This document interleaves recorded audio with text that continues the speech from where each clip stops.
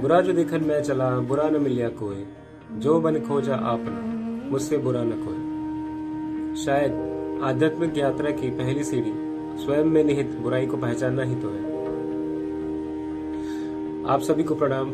मेरा नाम है क्षितिज देवड़ा। मैं पुणे में आईटी में कार्यरत हूँ और मूलतः रतलाम मध्य प्रदेश से हूँ। आज जो ये दिव्य अवसर मुझे मिला है अपनी अनुभूति आपके समक्ष प्रस्तुत करने के लिए, ये पूरी यात्रा आपके समक्ष मैं प्रस्तुत करने की कोशिश रहेगी मेरी। तो मेरी आध्यात्मिक यात्रा की शुरुआत होती है कोरोना काल में, जब हमें ज़्यादा से ज़्यादा समय हमारे परिवार के साथ में मिला था और हम कहीं भी बाहर नहीं जा पाए। कोरोना काल में हुआ चूंकि हम एक बहुत ही विकट समय से गुजर रहे थे, तो मेरा आत्मविश्वास पूरा छिन्न भिन्न था। रिश्ते न्यूनतम स्तर पर पहुंच गए थे, किसी पर भी विश्वास नहीं रह गया था। उस समय पर भी मेरी पत्नी चंचल नियमित गायत्री साधना और यज्ञ में लगी रहती थी और वो माता जी के प्रज्ञा गीत और परम पूज्य गुरुदेव की अमृतवाणी सुना करती थी। पर चूंकि मेरा शुरू से ही भगवान पर, आध्यात्म पर विश्वास नहीं था, तो मैं नियमित उनका मजाक उड़ाया करता था, जैसा कि सभी लोगों के साथ में होता। पर एक कहा जाता है ना, जब हम खुद के आंतरिक युद्ध ही नहीं लड़ पाते, हमारी मनोदशा सामान्य नहीं होती, तब हम उसका गुस्सा जो होता है वो दूसरों पर निकालते हैं। मैंने भी शायद ऐसे ही करा। जब परम पूज्य गुरुदेव परम वंदनीय माता जी की बात चंचल कहा करती थी, तो मैं उससे सवाल क्या करता था कि मार्केट में तो बहुत सारे बाबा हैं जो सभी आध्यात्म ही आपका जीवन सुधारने की बात करते हैं, तो आपके गुरुदेव कैसे अलग हैं? तुम जिनका दैनिक पूजन करते हो वो कैसे अलग है? क्या अलग है उनमें? उस वक्त वो कुछ भी नहीं बोली, जस्ट इस आक्षेप को भी सहन करके ये अपनी जप साधना में लगी रही। मुझे अचंबा हुआ और सोचने लगा कि ऐसी क्या शक्ति है इनके गुरुदेव माता जी में, जिनकी ये बात नियमित करती रहती, कि इतनी आलोचनाएं सहने के बाद भी इनका सेवक उनकी नियमित उपासना में लगा रहता है। डेविड जब के साथ में ये वक्त गुजरा, अगले दिनों से कुछ हुआ। मैंने नोटिस करा था कि चंचल एक गीत बकायदा माता जी का अवश्य सुना करती थी, जिसके बोल थे जो आप सभी ने भी सुना होगा कि तुमने आंगन नहीं बुहारा, कैसे आएंगे भगवान, मन का मैल नहीं धोया तो कैसे आएंगे भगवान।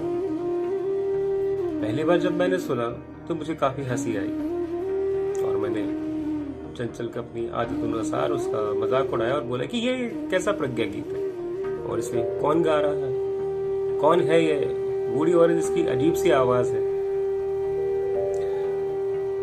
तब जब ये कहा जाता है ना, गुरुदेव माता जी जब आप जुड़ते हैं तो एक धैर्य धीरज आपके अंदर निहित होता है। तब चंचल ने बताया कि ये प्रज्ञा गीत है जो परम वंदनीय माता जी ने गाए हुए हैं और आप जिनका मजाक बना रहे हैं, जिन गुरुदेव माता जी का मजाक आप उड़ा रहे हैं, उन्होंने ही इस समस्त अखिल विश्व गायत्री परिवार की स्थापना करी। तब तो मैंने उनकी बातों को दरकिनार कर दिया, क्योंकि मेरा विश्वास अध्यात्म में ही नहीं था। तो किसी बाबा या किसी ऐसे व्यक्ति विशेष के बारे में सोचना या विश्वास करना मेरे लिए मुश्किल था। अगले दिन से मैंने महसूस किया कि मैं खुद ही वो गीत गुनगुना रहा हूं, पता नहीं कैसे, पर शायद जो हमारा वार्तालाप हुआ चंचल और मेरे बीच में, शायद उसकी ध्वनि परम वंदनीय माता जी एवं गुरुदेव तक पहुंच गई और उन्होंने ये सोचा कि नहीं, शायद ये मेरा बच्चा शायद मेरा सैनिक बनने लायक है। शायद उन्हीं की ही कृपा हुई कि अगले कुछ दिनों तक ये गीत मेरे हृदय को छू गया। उसकी एक एक बोल, उसके एक एक शब्द, भावार्थ।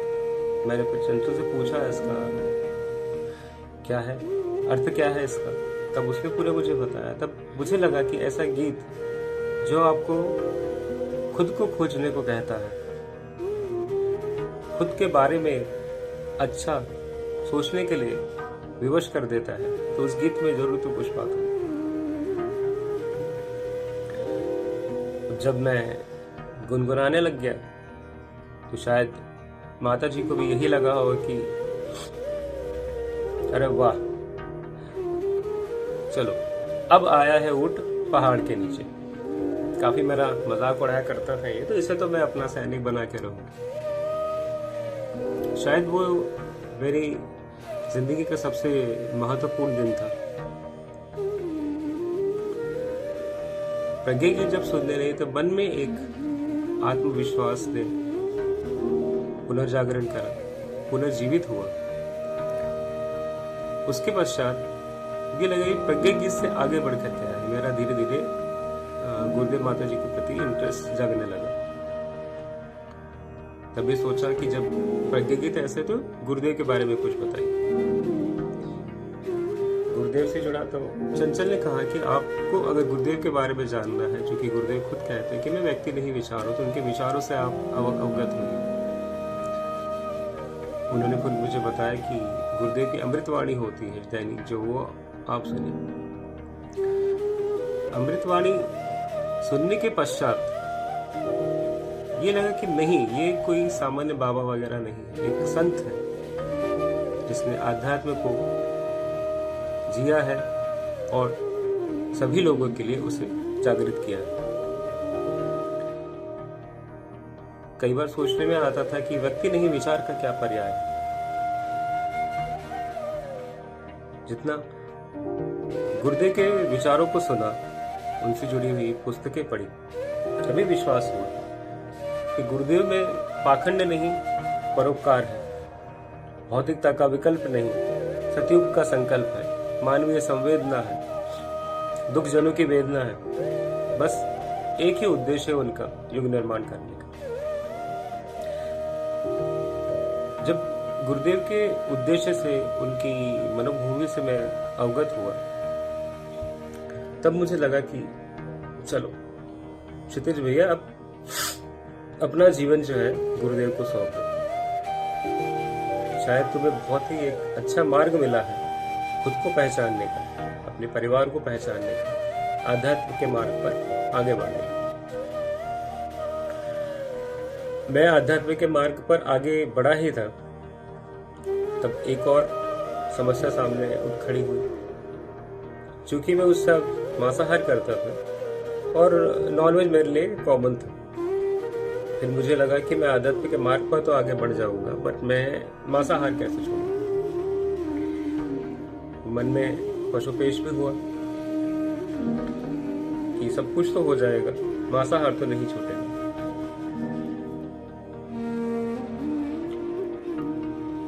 बट जब ये कहा जाता है ना, जो गुरुदेव है अपने सैनिकों को अपने बच्चों की तरह वो ट्रीट करते हैं, उनकी वेदना को, उनके पशुपेश को वो समझते हैं, तो उस दिन की बात है, मैं गुरुदेव के विचारों को सुन रहा था। अमृतवाणी मैंने उनकी सुनी थी। तब एकदम से विचार आया कि हम चूंकि खुद से तो बहुत प्रेम करते हैं, क्या वही प्रेम हमारा दूसरे जीव जंतुओं के लिए है या नहीं है। विचारों को सुन के अगले दिन जैसे ही मैं उठा, मन में एक विचार आया कि जो मैं मांसाहार कर रहा हूं वो वास्तव में क्या है। वास्तव में मैं एक माँ को उसके बच्चों से अलग करके सिर्फ अपने स्वाद के लिए उसे ग्रहण कर रहा हूं।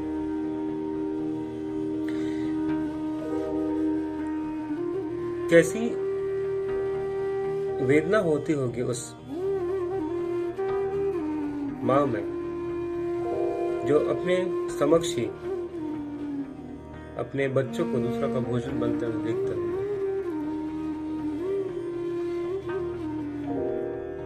क्या गुजरती होगी उस साथी पर जो अपने ही समक्ष अपने साथी का गर्दन काटते हुए देखते होंगे।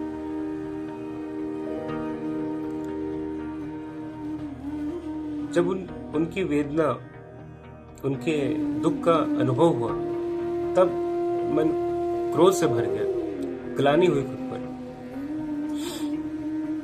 कि जीवों की हत्या करके कैसे मैं एक अच्छा जीवन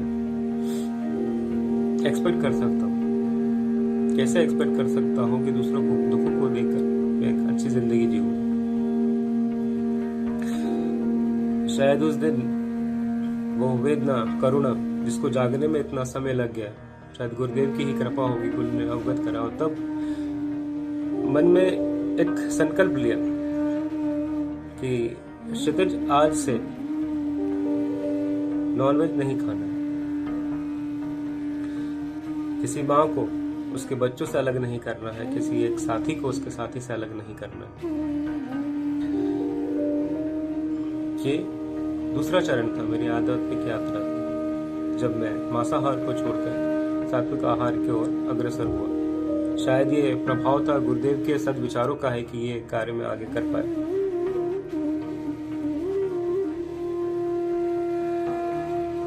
इस प्रथम क्रम के बाद मन में विचार आया कि खुद की शुद्धि तो हो चुकी है, जिस गुरुदेव ने तुम्हारे जीवन में इतना सद प्रभाव डाला है, क्यों ना हो उस मिशन की ओर अग्रसर हो, कुछ कार्य किया जाए। अब मन में विचार आया कि अब गुरु कार्य ही करना है, अपना संपूर्ण जीवन जो है गुरुदेव को ही समर्पित करना है।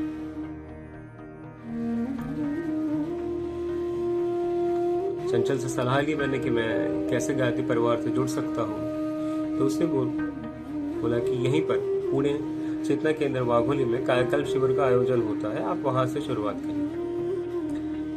उस शिविर में जब मैं गया, मेरी 0 एक्सपेक्टेशंस कि क्या ही होता होगा ऐसे शिविर में जिसमें ना आपको किसी चीज का मूल्य चुकाना है,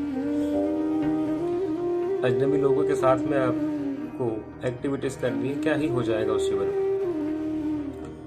पर वहां जाने के बाद जो गुरु भाइयों का प्रेम मिला है, एक मार्गदर्शन मिला है कि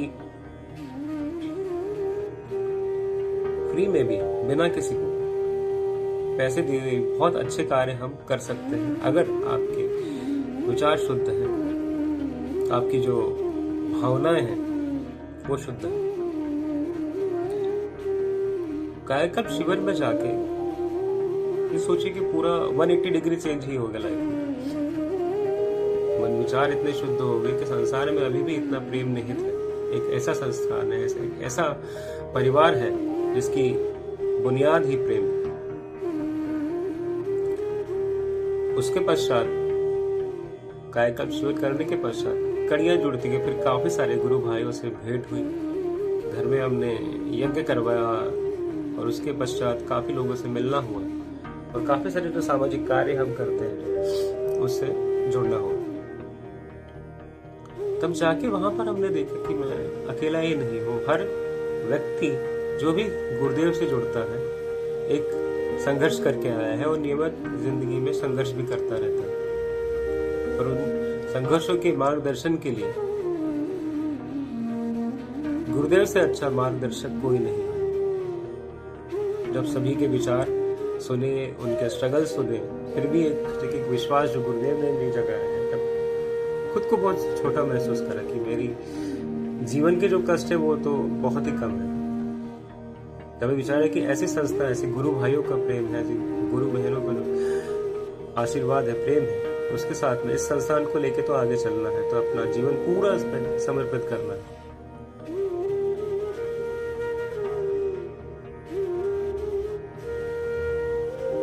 गायत्री परिवार पूरे भाइयों ने सिखाया कि प्रयास तो सभी करते हैं, पर प्रयास से आपको बढ़ना है प्रण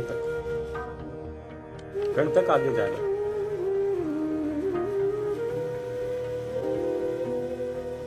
जब ये कहा जाता है ना कि ऐसे संस्थान तो बहुत सारे हैं, बड़ा एक विशिष्ट चीज जो मुझे बहुत अचंभित कर गई थी और अभी भी करती है कि इस परिवार का नाम हम बोलते अखिल विश्व गायत्री परिवार है।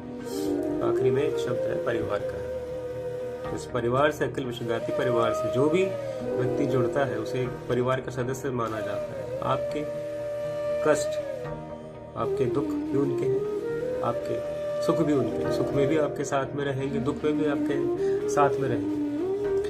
तो एक है ना, एक आज के समय में विश्वास, प्रेम जो खत्म हो गया, तो गायत्री परिवार में भरपूर है।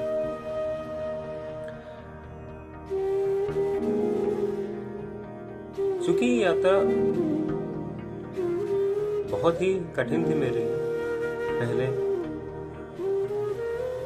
इस लेवल पर आना कि पहले खुद की पत्नी का सम्मान करना सीखना, वो जो कार्य कर रही है उसके महत्व को समझना। जब वो समझ पाया, फिर अपने दृष्टिकोण को परिवर्तित करना। जो व्यक्ति जैसा दिख रहा है वैसा होता नहीं, और जरूरी नहीं आपके गुरु बहुत ही भौतिक सुख संपदा से संपन्न होंगे, शायद हम भव्यता की ओर ही आगे बढ़ते हैं। बट गायत्री परिवार पूरे से मुझे सीखने को मिला कि आपको भौतिकता के पीछे नहीं, दिव्यता के प्रति अग्रसर होना है। ऐसे दिव्य परम पूज्य गुरुदेव का मैं बहुत आभारी हूं कि आपने मुझे अपने शिष्य बनने योग्य समझा। अंत में अपनी अनुभूति गुरुदेव के प्रति कुछ पंक्तियों के माध्यम से समाप्त करना चाहूंगा कि एक कपूत को सपूत बनाया आपने, एक कपूत को सपूत बनाया आपने, मनोयुद्ध से मुक्त कराया आपने, एक नास्तिक को आस्तिक बनाया आपने, सद्विचार से मेरा जीवन सजाया आपने, स्वयं पर विश्वास करना सिखाया आपने, अपना प्यारा सैनिक बनाया आपने।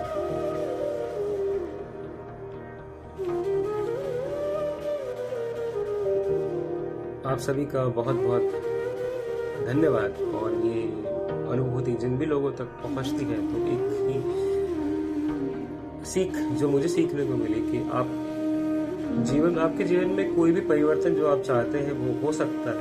मन में एक बार विश्वास करिए, खुद पर विश्वास करना सीखिए। खुद पे आप विश्वास करेंगे तो गुरुदेव माता जी का स्नेह आशीष आप पर हमेशा रहेगा। नमन है उस गुरुदेव को इतने संघर्षों से, जिन्होंने गायत्री परिवार की स्थापना करी, ऐसे विचार हमें स्थापित कर दिए कि हम उनके कार्य को, उनकी युग निर्माण योजना को आगे लेकर चल रहे हैं। हमेशा स्मरण करें कि आप सभी श्रेष्ठ हैं, चूंकि आप गुरुदेव के शिष्य हैं। आप सभी को प्रणाम। जय गुरुदेव।